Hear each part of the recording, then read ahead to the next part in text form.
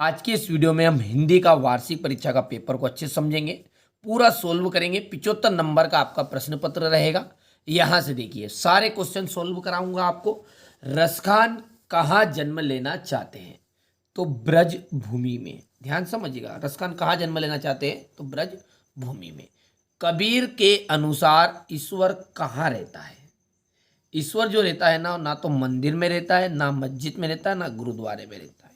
फिर कहाँ पर रहता है भगवान? जो कबीर के अनुसार हर प्राणी की श्वास में। ठीक है, वीर रस का स्थायी भाव। ठीक है, तो देखिए रस का जो होता है, हर एक रस का एक एक स्थायी भाव होता है। तो उसी तरह वीर रस का भी एक स्थायी भाव होगा, और वो है उत्साह। लेखिका मृदुला गर्ग की नानी के पति क्या थे? तो वो बैरिस्टर थे। चलिए आगे बढ़ते हैं, और अगला है अपना जगदीश की। यदि बात करें तो जगदीश में कौन सी संधि है? तो देखिए जगदीश को यदि आप तोड़ोगे ना, तो ये दो टुकड़े होंगे, इसके दो टुकड़े, जगत धन ईश। और इस तरह की जो संधि होगी वो आपकी कहलाती है व्यंजन संधि। रीढ़ की जो हड्डी है एकांकी किस समस्या पर आधारित है? तो वो है विवाह की समस्या पर। ध्यान से समझिएगा, आराम से, ठीक है। चलिए, क्योंकि आधे से ज़्यादा चीज़ आपको यहीं पे याद भी करनी है, तभी तो एग्जाम में आप हाल में सारे प्रश्नों को सोल्व कर पाओगे। यहाँ से देखो, दूसरा देखते हैं, है ना। रिक्त स्थान है जिसके कारण स्थायी भाव जागृत हो, वहाँ क्या कहलाता है? वो कहलाता है आपका आलंबन। ठीक है, आलंबन की परिभाषा ही यही है ना। आलंबन किसे कहते हैं? कि जो ऐसा भाव जिसके कारण स्थायी भाव जागृत होगा, वो आलंबन कहलाएगा। पीपर पात सरिस मंडोला में आपका उपमा अलंकार है। हिंदी का प्रथम उपन्यास परीक्षा गुरु को माना गया है।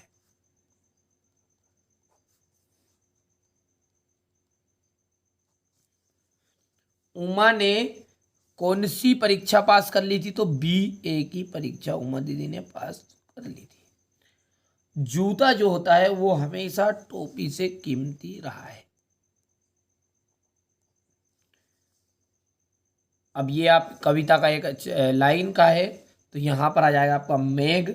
मेघ आए बड़े बन के धन के सवर के। समझ में आ गई इतनी बात आपको? अब है आपकी सही जोड़ी।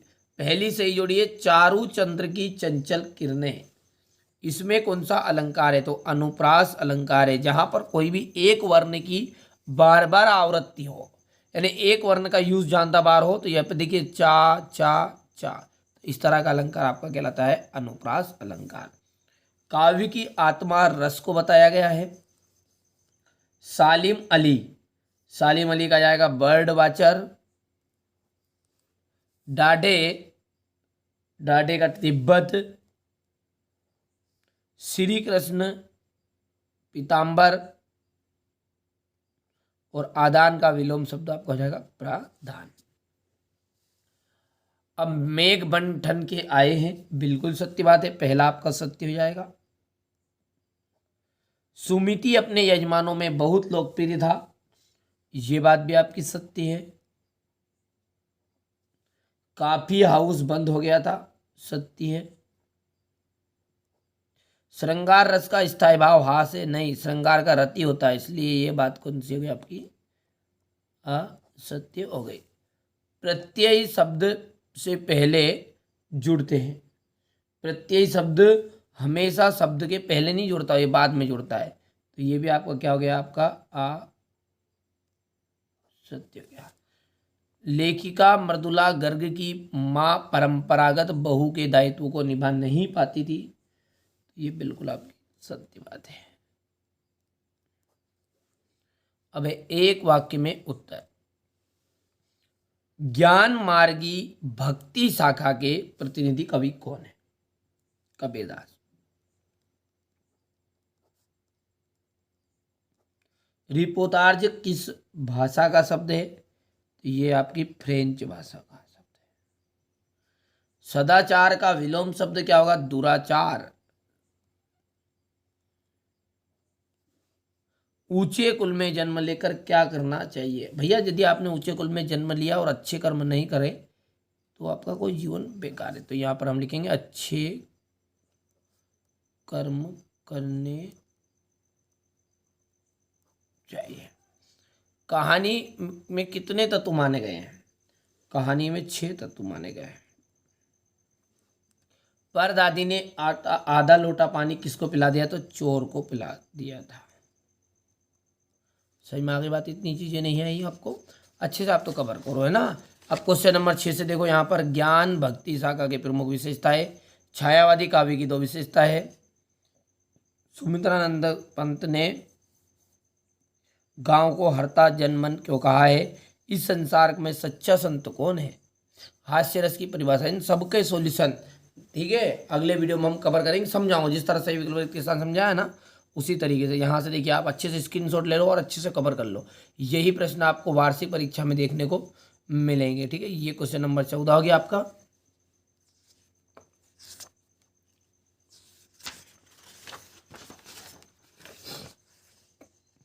यहाँ से क्वेश्चन नंबर 15,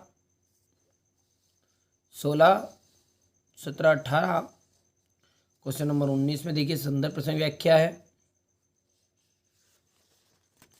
ये क्वेश्चन नंबर 20 संवाद लिखना है। इसमें राष्ट्रीय पर्व 15 अगस्त पर बीता और बेटे में और मेरे विद्यालय पर एक अनुच्छेद लिखना है। सब समझाऊंगा, सब कुछ आपको याद करना है, ज़्यादा करने की या मगजमारी करने की ज़रूरत नहीं, मैं आपको याद भी करवाऊंगा, ठीक है। तरीका भी बताऊंगा, सब कुछ, ठीक है भैया। ये मैंने आपको क्लास 9th का, ठीक है, 9th का हिंदी का पेपर सेट ए बता दिया है, ठीक है। अब इसके अतिरिक्त भी दूसरे पेपर भी, जैसे ये आपका सेट डी हो गया है, ये आपका सेट सी हो गया है, और ये आपका सेट बी, यहाँ से देखिए ये सेट बी, तो सेट बी भी है उपलब्ध, सेट सी भी है और सेट डी भी है। चारों सेटों को आप अच्छे से कंप्लीट करिएगा, घबराना नहीं है, आराम से करिएगा, शांति से करना है, ठीक है भैया। तो बिल्कुल चिंता मत करिए, आपको डिस्क्रिप्शन में लिंक दे दूंगा सब प्ले लिस्ट की, चाहे हिंदी हो, साइंस हो, कोई सा भी विषय हो, आपको संकोच नहीं करना। जिस बच्चे को वार्षिक परीक्षा की अच्छे से तैयारी करनी है और वास्तव में आप चाह रहे हो कि कम समय में पूरी तैयारी हो जाए, तो अब मैं जो पेपर उपलब्ध कराना उन पेपरों को आप पहले सॉल्व कर लो, बाकी पढ़ो, कोई दिक्कत नहीं है ना। आपको लगे कि ये नहीं आएगा, कोई दिक्कत नहीं, आजमा कर देख लेना, वार्षिक परीक्षा में यही आएगा भैया, ठीक है। हर साल देखिए, आप पहली बार 9th में आए हो, मैं हर साल ही 9th पढ़ाता हूँ, है ना। तो आपको समझ गया बातों को कि प्रश्न पत्र 100% जरूर आने वाला है। चलिए तो मिलते हैं अगले वीडियो में, इसका सॉल्यूशन बहुत ही जल्दी मैं डाल दूँ।